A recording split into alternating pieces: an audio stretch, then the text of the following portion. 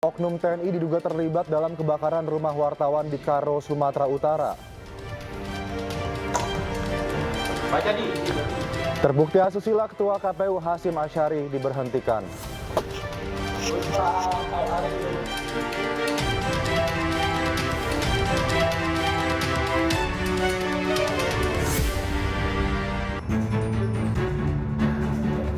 Selamat malam pemirsa, selamat datang di iNewsroom bersama saya Aldi Hawari. Kami akan membahas berita utama secara mendalam, komprehensif dan tentunya eksklusif. Sebagai pembuka iNewsroom kali ini kami memiliki informasi terkait sebuah truk bermuatan bahan kimia yang terbakar akibat pecah ban di ruas tol Jagorawi. Akibat insiden tersebut arus lalu lintas menuju Bogor tersendat.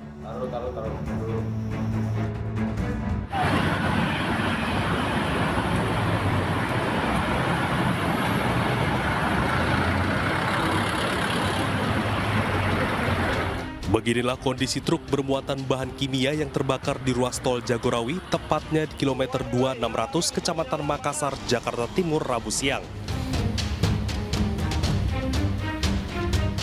Diduga api muncul dari bagian ban belakang sebelah kanan hingga akhirnya membesar dan merambat ke muatan kontainer. Pengemudi truk mengatakan kebakaran truk kimia berawal dari pecah ban hingga menimbulkan percikan api. Tidak ada korban jiwa dalam kebakaran ini. Api berhasil dipadamkan menggunakan 1 unit mobil pemadam kebakaran. Banyak bakar. Oh, banyak bakar. Oh, itu kenapa Bang awalnya, Bang? Banyak tadinya meledak bannya. Ah, terus? Tadi udah berhenti di sini nunggu storing, jadi kena angin. Kena angin, terus? Ya, kena angin jadi nyala. Oh. Ini sempat gede nggak atau hanya bannya aja? Enggak, tadinya kecil. Ah, terus? Jadi lama-lama jadi gede. Cepat jadi gede? Ya. Oh, makanya ada kebakaran atas itu ya? Ya, Berarti muatannya. Ini muatan apa sih, Bang? Barangnya kimia. Oh. Akibat kebakaran ini, kemacetan panjang terjadi di ruas tol Jagorawi yang mengarah ke Bogor. Dari Jakarta, Rio Manik, iNews melaporkan. Perkembangan terkini proses pemadaman dan evakuasi korban kebakaran. Di sana kami sudah terhubung dengan rekan Irfan Hardiansyah di lokasi kebakaran di Bekasi, Jawa Barat. Selamat malam Irfan. Saat ini bagaimana proses evakuasi korban yang dilakukan? Baik, terima kasih Aldi dan juga pemirsa untuk evakuasi proses evakuasi korban sudah dilakukan pada siang tadi sekitar pukul 13 waktu Indonesia bagian Barat dan seluruh korban ini dibawa ke RS Polri Kramat Jati. Dan dari informasi yang kami dapatkan, malam ini seluruh korban akan dibawa ke kampung halamannya di Cirebon, Jawa Barat. Dan kami tadi sempat menanyakan kepada Kapolsek Jati Asih, yakni Kompol Suroto, guna menanyakan update terbaru pasca insiden kebakaran yang terjadi di tempat kami melaporkan saat ini, yakni di Jalan Tugu, RT 2 RW 8 Kelurahan Jati Kramat, Jati Asih, Kota Bekasi, Jawa Barat. Kompol Suroto mengatakan pihaknya masih terus melakukan pendalaman lebih lanjut, namun dirinya menduga api berasal dari konsleting listrik yang menjambar ke bagian bangunan lain. Sebelumnya terjadi kebakaran gudang yang juga distributor peralatan rumah tangga pada tadi pagi pukul 7, kemudian api berhasil dipadamkan ini sekitar pukul 12 siang tadi setelah 5 jam lamanya dengan 14 mobil pemadam kebakaran yang dikerahkan ke tempat kejadian. Akses menuju TKP yang sangat sempit ini sempat menyulitkan mobil pemadam kebakaran untuk menuju ke TKP untuk memadamkan api yang terus berkobar. Dalam kejadian ini satu keluarga ini dinyatakan tewas. Ini diantaranya ada pasangan suami istri, kemudian juga ada 2 anak dan 1 keponakannya. Dari informasi yang kami dapatkan dari tetangga korban di sini, untuk istrinya ini sedang mengandung 7 bulan. Kemudian juga pada pukul 17.50 waktu Indonesia bagian Barat, 2 unit mobil kebakaran dikerahkan kembali dikarenakan ada titik api yang muncul atau menyala kembali. Dan untuk situasi terkini, kondisi di tempat kami melaporkan saat ini, seluruh gudang dan juga perabotan di tempat kami melaporkan ini hangus terbakar dan 1 unit mobil box juga ikut terbakar. Aldi. Irfan, lalu sejauh ini apakah kebakaran yang terjadi pada siang tadi juga merembet ke pemukiman warga dan bagaimana keadaan warga di sana?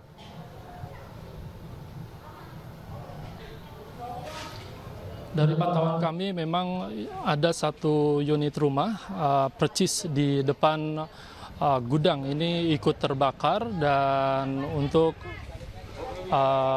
masyarakat sendiri atau warga di sini masih terus melihat kondisi di TKP yang mana masih terus dilakukan penjagaan oleh pihak kepolisian, dan juga tadi sempat 2 unit mobil pemadam kebakaran kembali ke TKP untuk memadamkan titik api yang memang menyala kembali. Dan untuk kerugian sendiri ini masih belum bisa ditaksir berapa kerugian yang mencapai kerugian berapa besar, ini belum bisa ditaksir, Aldi. Terima kasih Irfan Hadiansyah atas laporan Anda dari Bekasi, Jawa Barat. Baik, tim investigasi temukan ada oknum aparat yang bertanggung jawab atas kematian jurnalis di Karo, Sumatera Utara. Pemirsa, untuk membahasnya, kami sudah terhubung dengan Kepala Dinas Penerangan TNI Angkatan Darat, TNI AD. Ada Brigjen TNI Christomay Sianturi. Selamat malam, Pak Christo. Selamat malam juga, Mas. Ya, terima kasih atas waktu bersama kami. Pak Christo mungkin bisa langsung menanggapi bagaimana saat ini internal TNI Angkatan Darat merespon terkait dengan adanya temuan dari tim investigasi dari Dewan Jurnalis, adanya keterlibatan aparat dalam kematian jurnalis di Karo, Sumatera Utara. Ya, jadi sebelumnya kami turut berbelasungkawa dan mengucapkan rasa duka yang mendalam atas musibah yang menerima rekan kita, saudara kita, Saudara Sampurna Pasaribu beserta keluarga. Semoga arwah beliau diterima di sisi Tuhan Yang Maha Kuasa.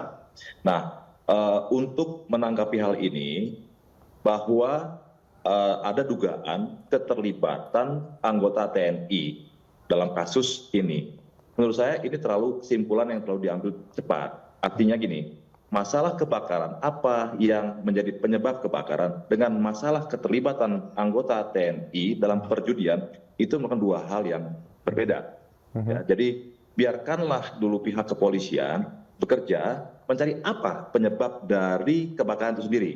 Jangan langsung dikaitkan bahwa karena dia memberitakan perjudian, rumahnya terbakar, langsung seolah-olah bahwa ini pasti penyebabnya adalah dibakar. Tidak boleh begitu.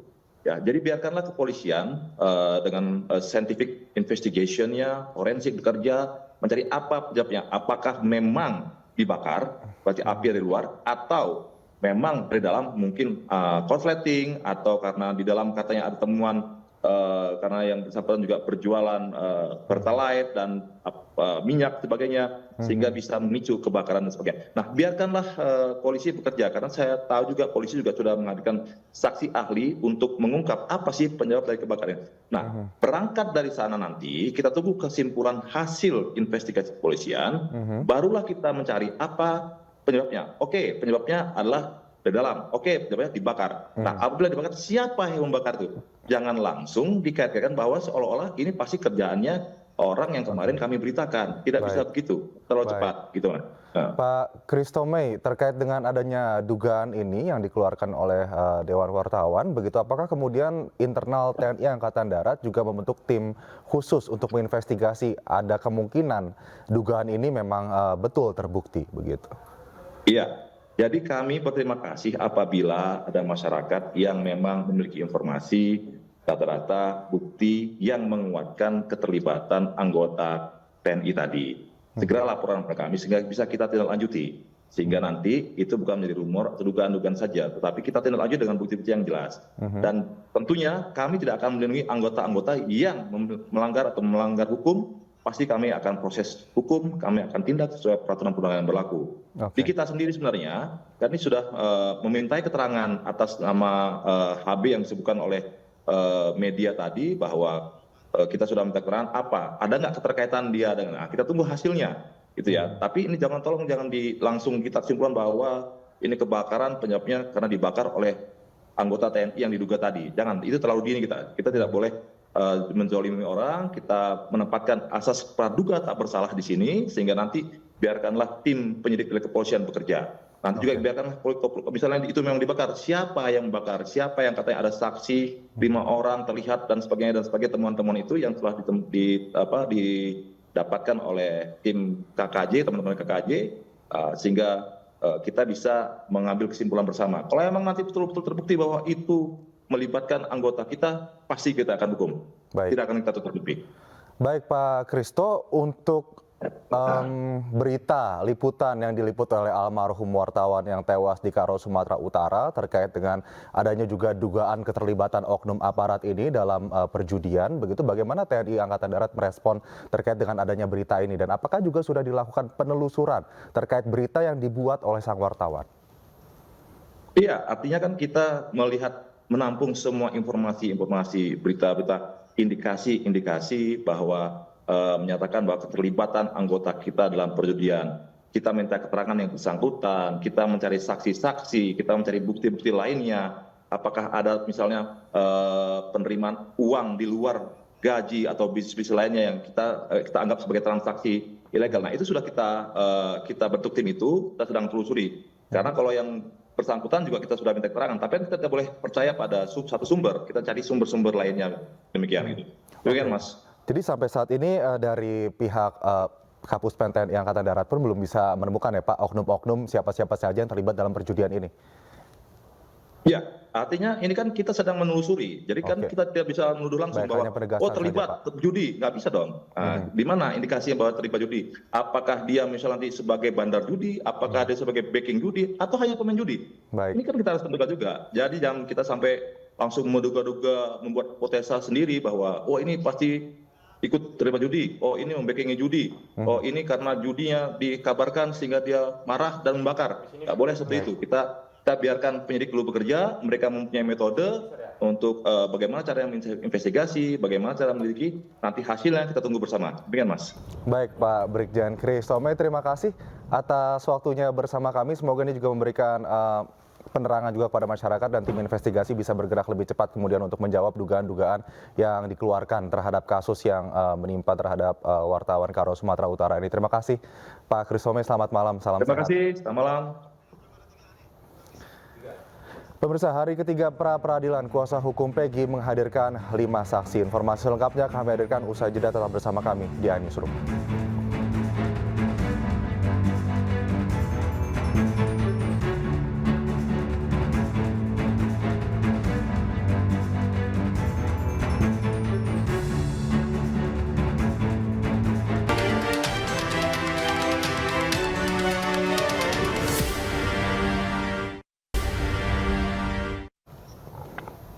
Pemirsa, kembali di iNewsroom, masih bersama saya Aldi Hawari. Saksi yang dihadirkan pihak Peggy Setiawan di dalam persidangan pra-peradilan mengonfirmasi bahwa Peggy ada di Bandung saat kejadian pembunuhan Vina dan Eki.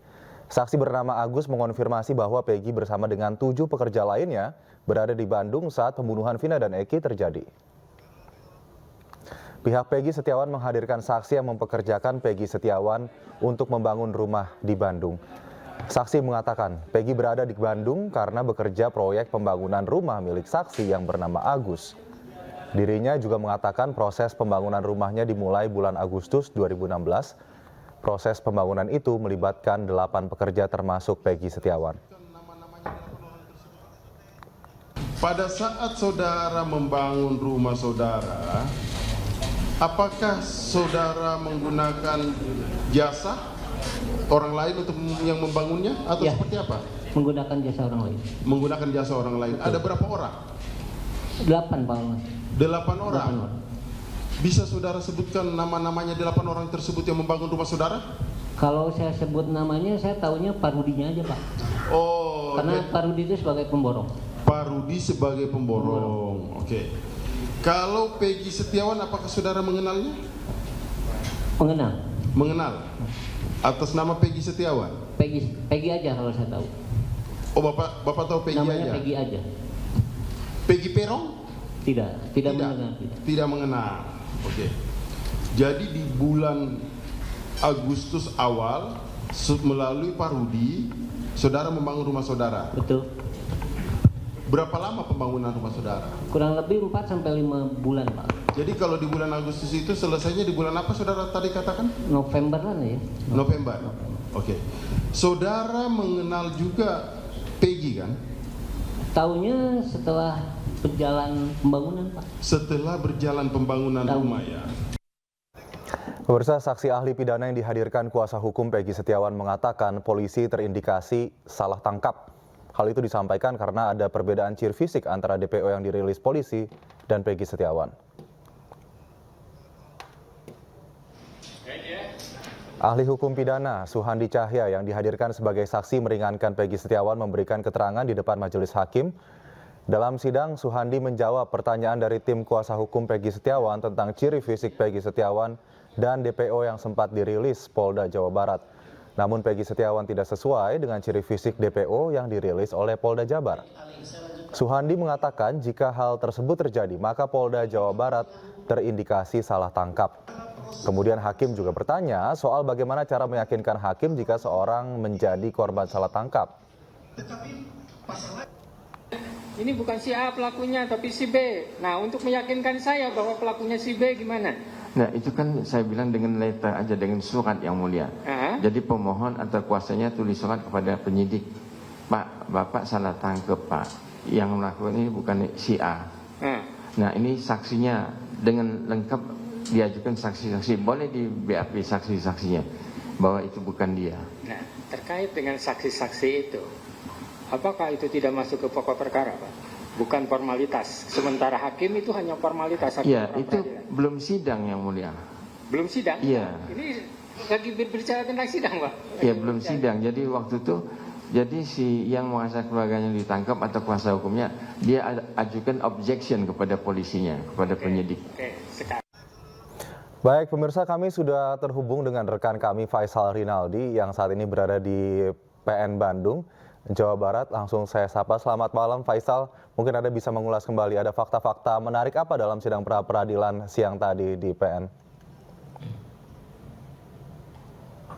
Ya, selamat malam Aldi dan juga pemirsa. Ada fakta-fakta atau ada beberapa fakta menarik di dalam persidangan agenda pembuktian Peggy Setiawan pada hari ini. Benar kami sebutkan terlebih dahulu bahwa untuk agenda pembuktian hari ini memang dibagi menjadi 2 sesi. Di mana pada pagi tadi terlebih dahulu ahli hukum pidana yang memberikan keterangannya di depan Hakim Tunggal Eman Sulaiman dan dilanjutkan setelah sidang ini diskors oleh keempat saksi fakta yang dihadirkan oleh pihak dari Peggy Setiawan. Kami ulas terlebih dahulu Aldi untuk saksi atau ahli hukum pidana yang pada hari ini memberikan keterangan adalah Suhandi Cahya, dan ada beberapa poin yang disampaikan oleh Suhandi Cahya di dalam keterangannya, di mana dalam keterangannya tersebut memang Suhandi Cahya sebagai ahli hukum pidana menjelaskan beberapa prosedur sebelum menetapkan seseorang sebagai tersangka dalam suatu kasus, di mana Suhandi mengatakan bahwa untuk menetapkan seseorang sebagai tersangka harus memiliki 2 alat bukti yang cukup. Kemudian Suhandi Cahya juga tadi menjawab pertanyaan dari pihak kuasa hukum Peggy Setiawan yang menanyakan terkait adanya perbedaan antara DPO yang dirilis Polda Jawa Barat dengan Peggy Setiawan yang saat ini ditetapkan sebagai tersangka. Nah, memang jika ada perbedaan tersebut, tadi Suhandi mengatakan dalam hal ini pihak Polda Jawa Barat memang terindikasi salah tangkap. Kemudian Aldi dan juga pemirsa, untuk di sesi kedua ada di mana pihak dari Peggy Setiawan menghadirkan 4 orang saksi, di mana sebelumnya memang diberitakan akan ada 5 orang saksi fakta yang akan dihadirkan di dalam persidangan. Keempat nama tersebut adalah Dede Kurniawan yang merupakan teman dari Peggy Setiawan yang mengenalnya sejak 2015, kemudian Suarsono alias Bondol, dan kemudian ada Agus dan juga Riana yang merupakan bos atau pemilik bangunan yang merupakan tempat Peggy Setiawan bekerja di Bandung pada saat 2016 lalu. Nah, untuk saksi yang batal dihadirkan pada hari ini merupakan Liga Akbar. Dikarenakan tidak dihadirkan dalam persidangan ini, Liga Akbar ini akan dijadikan saksi misalkan nanti akan berlanjut ke proses perkara, dan untuk di peradilan ini memang Liga Akbar tidak diperkenankan untuk dihadirkan sebagai saksi. Aldi, kami ulas sedikit untuk keterangan saksi-saksi yang tadi sudah kami sebutkan, di mana dari awal Dede Kurniawan mengatakan bahwa memang betul Peggy Setiawan pada saat 2016 lalu berada di Bandung, bukan berada di Cirebon. Hal ini dikarenakan memang pada saat itu atau pada Agustus 2016 lalu, Dede Kurniawan sempat menanyakan kepada Peggy Setiawan melalui pesan di sosial media di mana keberadaan Peggy Setiawan pada saat itu, dan Peggy Setiawan mengatakan bahwa ia berada di Bandung pada saat itu.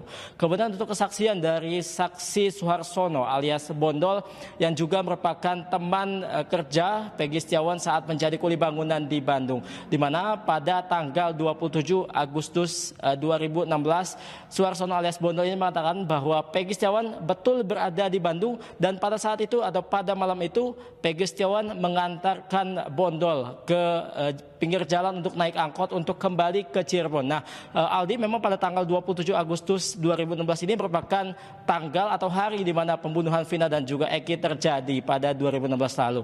Dan untuk besok, Aldi, bahwa akan berlanjut sidang agenda pembuktian dari pihak termohon. Kita nantikan sama-sama besok, Aldi. Kembali ke Anda. Baik, terima kasih Faisal Rinaldi. Kita sama-sama nantikan besok sidang peradilan dari pihak Polda Jawa Barat. Terima kasih Faisal atas laporan Anda dari Bandung, Jawa Barat. Pemirsa, kelompok hacker Brainchipper berjanji akan membuka enkripsi Pusat Data Nasional Sementara atau PDNS hari ini. Namun hingga malam ini belum ada keterangan baik dari hacker maupun Kementerian Kominfo.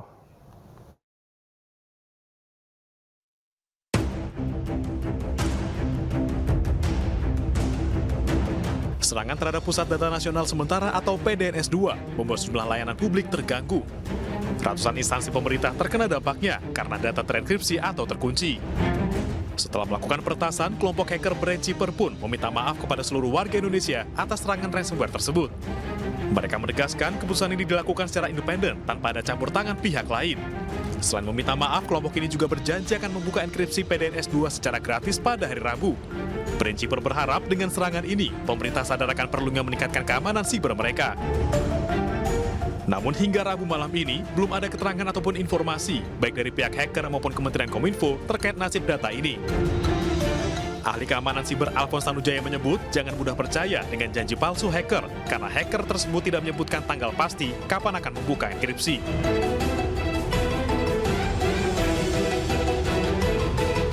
Sementara itu, Menko Polhukam Hadi Cahyanto menyatakan pemerintah saat ini tengah berusaha memulihkan layanan publik yang terdampak serangan siber. Ia juga menegaskan BSSN akan meningkatkan keamanan siber. Akan terus meningkatkan keamanan cyber dengan cara menyambungkan ke komando kendali BSSN yang ada di Ragunan.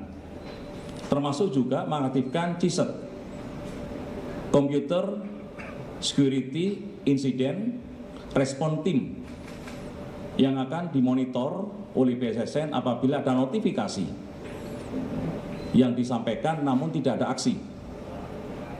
Dan tentunya kita juga perintah Bapak Presiden untuk juga meninjau kembali peraturan Presiden, instruksi Presiden terkait dengan operasional cyber, termasuk BSN, BSSN, dan jajarannya, sehingga nantinya komando kendali itu mudah apabila terjadi permasalahan.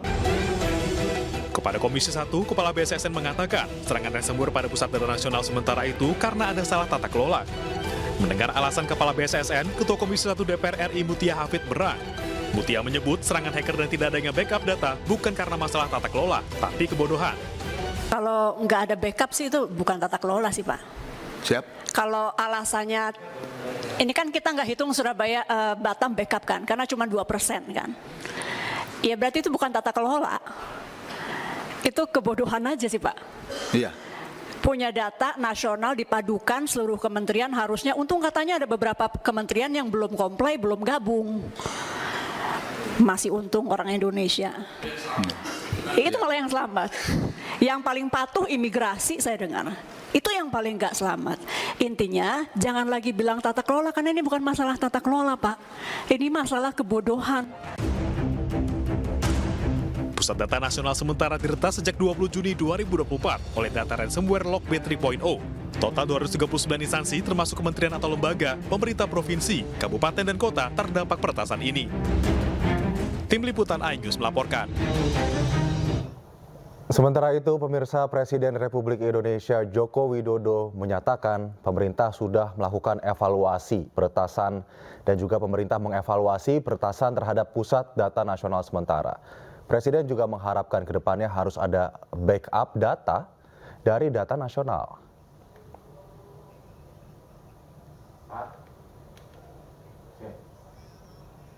Sudah kita evaluasi semuanya.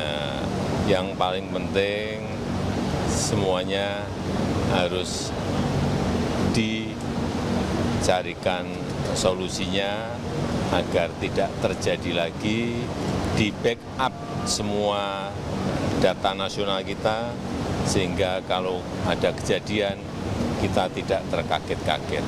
Dan ini juga terjadi di negara-negara lain, bukan hanya di Indonesia saja. Ya. Pak, banyak desakan untuk Pak Menkominfo mundur, bagaimana Pak tanggapannya dari Bapak? Semuanya sudah dievaluasi. Villa Ketua KPU Hasyim Asyari dipecat. Informasi selengkapnya akan kami hadirkan sesaat lagi. Usai jeda, tetap di iNewsroom.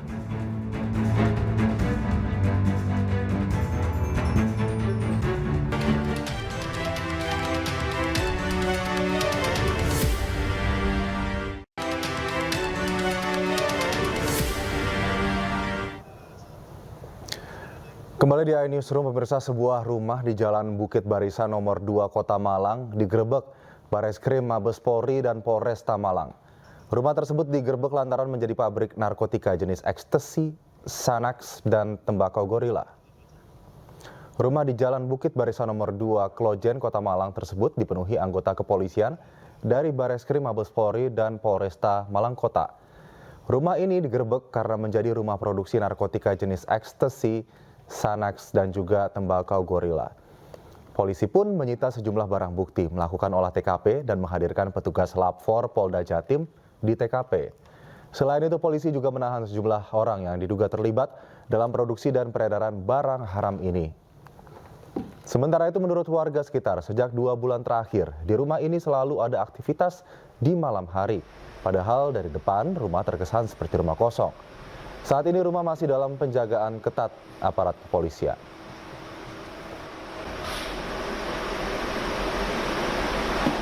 Kita ke informasi lain, pemirsa, Wakil Presiden terpilih periode 2024-2029 Gibran Rakabuming melakukan belusukan ke sejumlah titik di wilayah Jakarta. Dalam kunjungannya, Gibran membagikan susu gratis dan buku tulis pada anak-anak.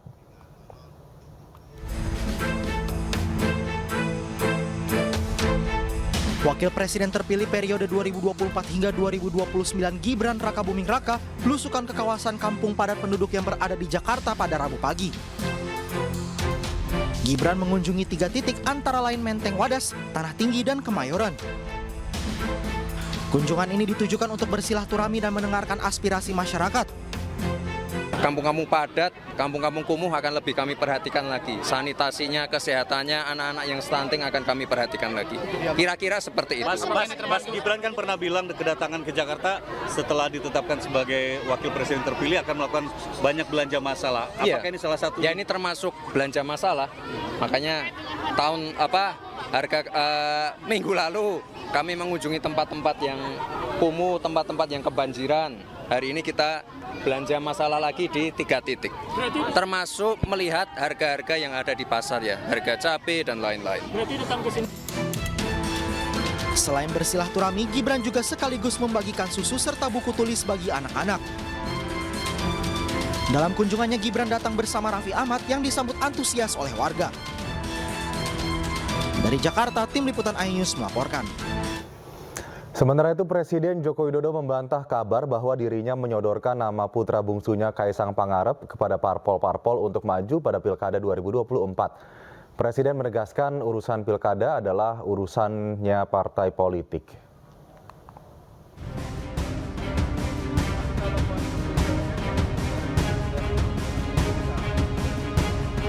Pilkada DKI Jakarta 2024 makin memanas dan terus menjadi perhatian publik.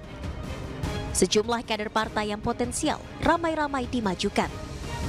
Yang menarik, selain nama Anies Baswedan dan Ridwan Kamil yang sudah lebih dulu diangkat ke publik, nama putra bungsu Presiden Jokowi Kaisang Pangarep juga muncul berseliweran. Nama Kaisang Pangarep bahkan menuai polemik setelah pernyataan Sekjen PKS Abu Bakar Al-Habsyi yang mengatakan Presiden Jokowi menawarkan Kaisang ke parpol agar diusung jadi Cawagup Jakarta.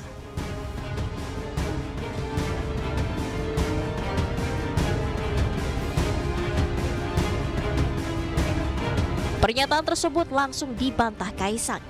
Kaisang tak terima dan menyebut pernyataan Sekjen PKS tak sesuai fakta dan kebohongan publik. Terkait polemik tersebut, Presiden Joko Widodo juga membantah kabar bahwa dirinya menyodorkan nama putra bungsunya Kaisang Pangarep kepada parpol-parpol untuk maju di Pilkada 2024. Urusan pilkada itu urusannya partai politik. Urusan mencalonkan itu juga urusan partai politik. Saya bukan ketua partai, saya bukan pemilik partai. Jadi jangan ditanyakan kepada saya.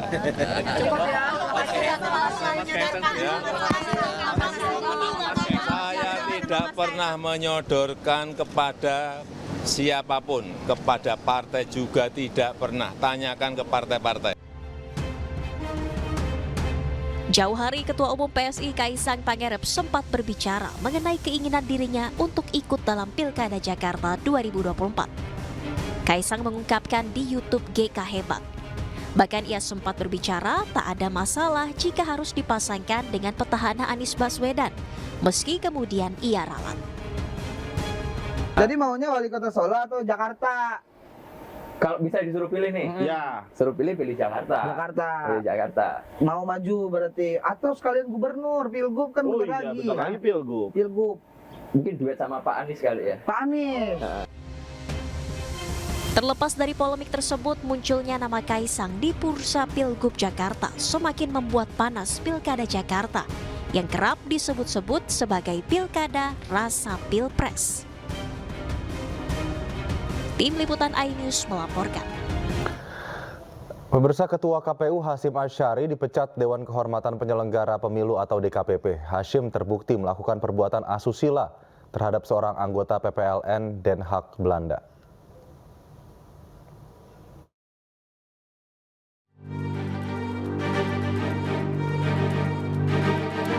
Dewan Kehormatan Penyelenggara Pemilu atau DKPP memecat Ketua Komisi Pemilihan Umum Hasyim Asyari. Putusan dibacakan Ketua DKPP Hedi Lugito pada sidang pengucapan putusan di Gedung DKPP Jakarta. Hasyim terbukti melakukan pelanggaran kode etik dan pedoman perilaku penyelenggara pemilu. DKPP dalam putusannya menyatakan ada perbuatan asusila antara Hasyim Asyari dengan seorang anggota PPLN Den Haag berinisial CAT. Perbuatan tersebut dilakukan secara paksa di kamar hotel tempat Hasyim menginap pada 3 Oktober 2023 di Den Haag, Belanda. Memutuskan 1. Mengabulkan pengaduan pengadu untuk seluruhnya. 2. Menjatuhkan sanksi pemberhentian tetap kepada teradu Hasyim Asyari selaku Ketua merangkap anggota Komisi Pemilihan Umum terhitung sejak putusan ini dibacakan. 3. Presiden Republik Indonesia untuk melaksanakan putusan ini paling lama 7 hari sejak putusan ini dibacakan. Dan 4. Memerintahkan Badan Pengawas Pemilihan Umum untuk mengawasi pelaksanaan putusan ini. Sebelumnya, Ketua KPU Hasyim Asyari diadukan ke DKPP oleh seorang perempuan berinisial CAT yang merupakan anggota Panitia Pemilihan Luar Negeri atau PPLN Den Haag, Belanda. Tidak hanya kali ini, Hasyim Asyari juga pernah terlibat kasus asusila pada tahun 2022. Ia dilaporkan Ketua Umum Partai Republik I Hasnain Nimoini alias Wanita Emas perihal dugaan pelecehan seksual. Namun dalam kasus itu, Hasyim hanya dijatuhi hukuman peringatan keras terakhir. Tim iNews melaporkan. Ketua KPU Hasyim Asyari mengucapkan terima kasih Dewan Kehormatan Penyelenggara Pemilu kepada DKPP yang telah membebas tugaskan dirinya dari jabatan Ketua KPU. Hasyim juga meminta maaf atas kata-kata dan perbuatan yang kurang berkenan. Assalamualaikum warahmatullahi wabarakatuh. Selamat sore dan salam sejahtera buat kita sekalian, teman-teman jurnalis yang saya hormati. Pada hari ini, hari Rabu, tanggal 3 Juli tahun 2024, sebagaimana yang sama-sama teman-teman jurnalis ketahui bahwa DKPP telah membacakan putusan perkara di mana saya jadi teradu.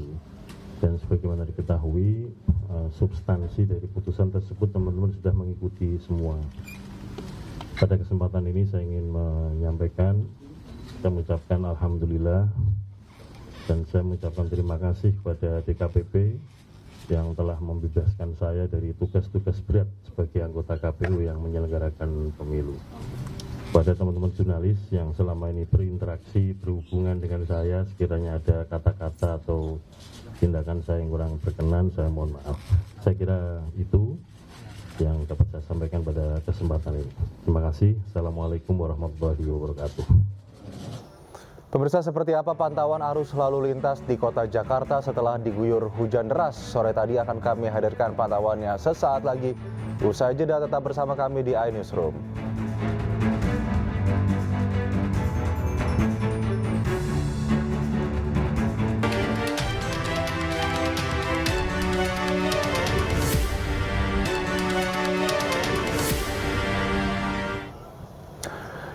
Kembali di iNewsroom, pemirsa, usai hujan lebat yang terjadi tadi sore di Jakarta menyebabkan beberapa titik jalan mengalami kemacetan. Selanjutnya kami akan mengajak Anda untuk memantau titik kemacetan yang terjadi di Jakarta melalui CCTV NTMC. Berikut.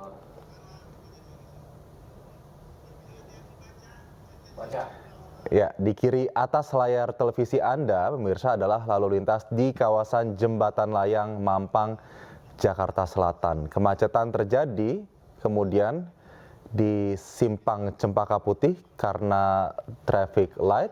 Ini yang ada di pojok kanan atas di layar televisi Anda, Simpang Cempaka Putih.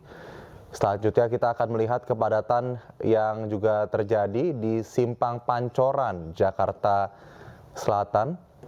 Terlihat arus kendaraan terpantau sedikit tersendat di sana, begitu. Namun arah sebaliknya terpantau lancar.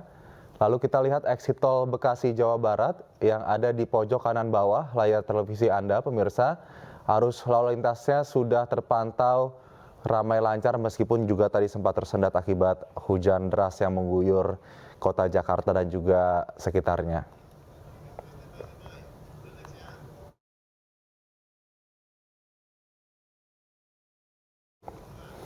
Pemirsa, Polda Metro Jaya berhasil menangkap pelaku jambret yang viral saat beraksi di Car Free Day Sudirman, Jakarta beberapa pekan lalu. Kepada petugas, pelaku mengaku sudah 3 kali melakukan aksinya.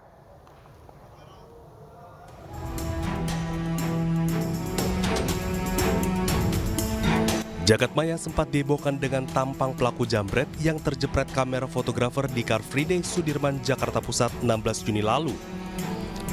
Subdit Resmob Ditreskrimum Polda Metro Jaya berhasil menangkap pelaku U dan MR yang ditetapkan sebagai tersangka. U berperan sebagai joki ditangkap di Cabang Bungin, Bekasi, Jawa Barat pada tanggal 18 Juni lalu. Setelah melakukan pengembangan, polisi kembali menangkap pelaku MR di Desa Surade, Sukabumi, Jawa Barat 1 Juli kemarin. Pelaku diketahui sudah 3 kali beroperasi. Perlu kami sampaikan bahwa modus operandi daripada pelaku melakukan pencurian dengan pemberatan, yaitu saudara pelaku HAN dan saudara pelaku MR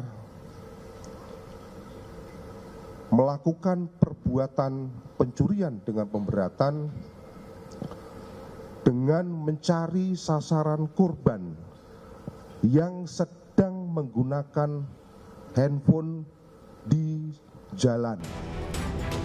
Polisi terus mengembangkan kasus ini dengan mendalami ada tidaknya penada barang hasil curian dari kedua pelaku.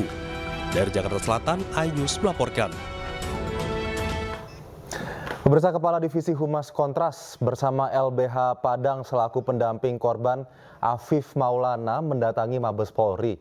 Mereka ke Mabes Polri untuk melaporkan dugaan pelanggaran etik yang dilakukan Kapolda Sumatera Barat. Dan selain membuat laporan pengaduan, Kepala Divisi Hukum Kontras, Andri Yunus, melakukan permohonan ke Biro Wasidik Bareskrim Polri terkait proses penyelidikan. Menurut Kepala Divisi Hukum Kontras Andri Yunus, ada sejumlah kejanggalan yang ditemukan dalam proses pengusutan kasus kematian Afif Maulana. Selain itu, Andri juga menyebut ada juga sejumlah pernyataan Kapolda Sumbar yang dinilai seringkali berubah dan tidak menyasar ke proses penegakan hukum. Polda Sumbar menjanjikan bahwa prosesnya katanya akan dilakukan secara transparan dan juga dilakukan secara akuntabel ya. Namun yang terjadi justru sebaliknya, Kapolda Sumbar dalam pemantauan statement media yang kami lakukan bersama koalisi itu justru tidak menyasar proses penegakan hukum yang sebetulnya jadi inti persoalan ini.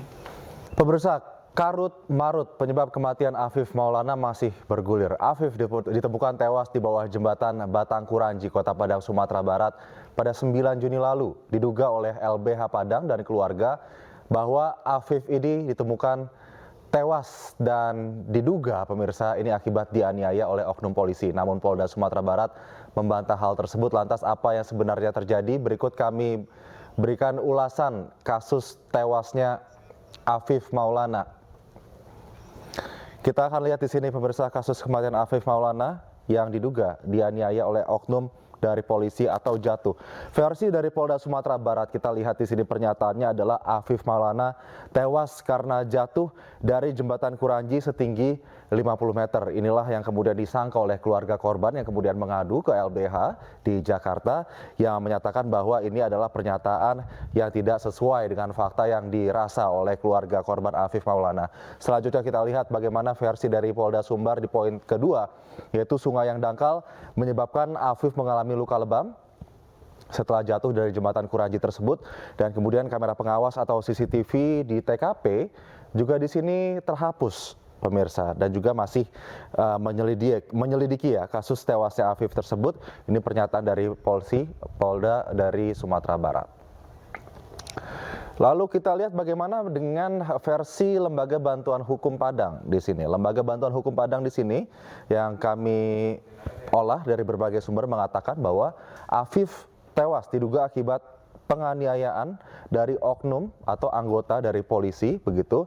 Dan di sini disimpulkan bahwa akibat tewasnya Afif ini adalah Polda Sumbar terkesan juga tergesa-gesa dalam menyimpulkan atau memberikan kesimpulan terhadap penyebab dari kematian Afif Maulana ini karena seluruh saksi belum diperiksa, pemirsa. Lalu masih dari kita lihat selanjutnya versi Lembaga Bantuan Hukum, pemirsa, di sini. Ya, versi dari Lembaga Bantuan Hukum ini menyatakan ada obstruction of justice, begitu. Lalu kemudian polis lain tidak dipasang di hari tewasnya Afif pada 9 Juni 2024, namun baru dipasang pada 28 Juni 2024, pemirsa.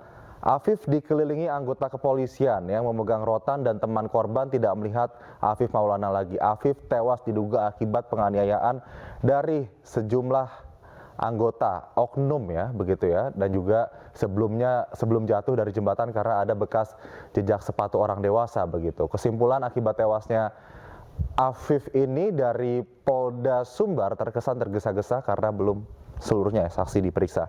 Kita lihat ini versi dari keluarga. Sepengetahuan keluarga, Afif tidak terlibat dalam tawuran. Kemudian saksi, Afif dianiaya oknum polisi sebelum tewas.